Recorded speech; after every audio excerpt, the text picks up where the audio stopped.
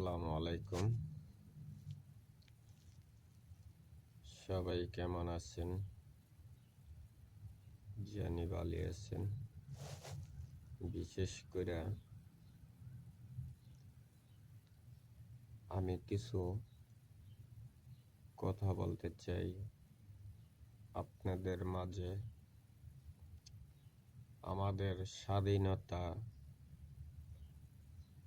বিজয়ের যারা দেশটাকে স্বাধীন করে এনেছিল তাদের একটা লিস্ট আমরা একটু লিস্টের মধ্যে যেতে চাই। বীর মুক্তিযোদ্ধা মেজর ডালিম তিনি বলছেন যে ৩ লক্ষ শহীদ হয়েছে, তাই ৩ লক্ষ শহীদের বিনিময়ে একটা লিস্টে মুক্তিযোদ্ধা তাদের একটা লিস্ট আমরা এই মুহূর্তে বার করার জন্য আমি আমার তরফ থেকে আপনাদের কাছে জানার জন্য যে এই শহীদের একটা ফ্যামিলি আছে। ৩ লক্ষ ফ্যামিলির মধ্যে ৩ লক্ষ ফ্যামিলির মধ্যে তো শহীদের একটা ফ্যামিলি আছে, এমন না যেন ফ্যামিলি ছিল না। তাই এই লিস্টটা বার করার পরে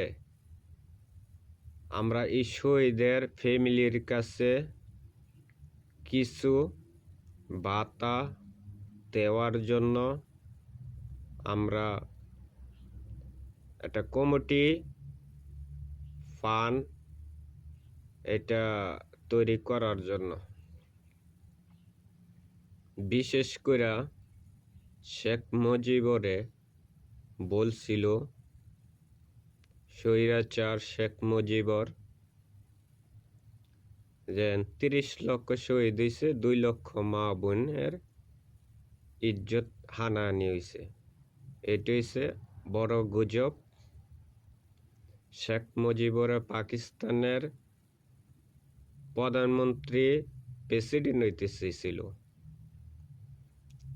তাই ওই উপলক্ষে বাংলার মানুষে ৩ লক্ষরে ৩০ লক্ষ বানাইছে।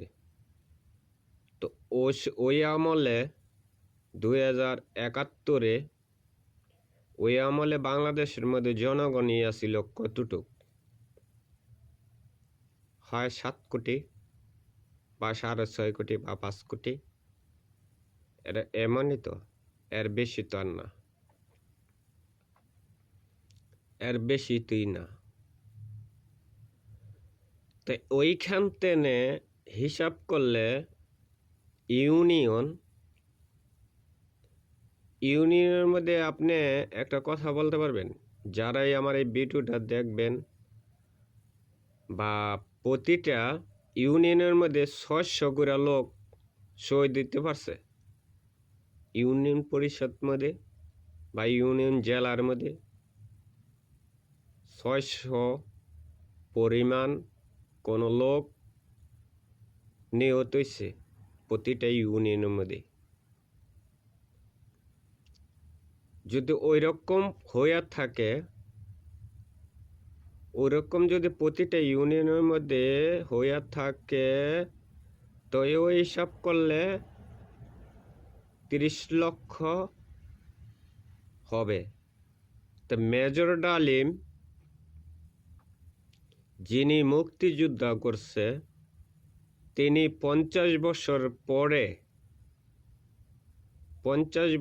পরে তিনি মুক্তিযোদ্ধার ইতিহাস আমরা যেটা জেনেছি এটা হচ্ছে ভুয়া। আর আমরা এখন বাস্তব যেটা জানলাম, রবিবার 5 জুলাই 2025 জানুয়ারি মাস 5 তারিখের লাইভ টক শো ইলিয়াস হোসেনের ইউটিউব লাইভে সরাসরি সমঝোতার হয়েছিল। তিনি একটা কথাই বলছে, তিনি 2টা নারীর দোষিতা নারী পেয়ে গেছে, 2টা, এর বেশি হইতে পারে বা তার আন্ডারে হয় নাই। তো ওই সার্ভেটা আমি যাচ্ছি না, সার্ভেটা তিনি বলছে 300 লোক শহীদ হয়েছে মুক্তিযুদ্ধের সময়, পাক বাহিনীর সময় পাকিস্তানের লগে যুদ্ধ করার পায় তারা শেখ মুজিবর দেয় নাই। তিনি ভুলে গেছে সেনা সদর ট্রেনে শেখ মুজিবর নিহত হয়েছে। তিনি কাউকে খুন করার জন্য বা বহিষ্কার করার জন্য তাকে মারা হয় নাই। আচ্ছা, বুঝলাম যে এই জিনিসটা যে মেজর ডালিম উনি তো আর বাতিজা আওয়ামী লীগের তো লেশপেশ, তা আওয়ামী লীগের লেশপেশ বাতিজায় কি চাষারা মারতে যাইব? যতই কিছুই হোক, তো মেজর ডালিম রে সেনাবাহিনীর টেনে অপশন নেওয়ার জন্য কে নিমন্ত্রণ করছিল বলবেন? কে নিরাপত্তা অপশন নেওয়ার জন্য কে তাকে বহিষ্কার করলো সেনা সদর টেনে? তো এইখানে কিন্তু একটা কথা হয়ে গেছে, জিয়া রহমান তিনি মুক্তিযোদ্ধার যুদ্ধ করার জন্য তিনি একটা ভাষণ দিয়েছিল। তিনি মুক্তিযোদ্ধার সদস্য,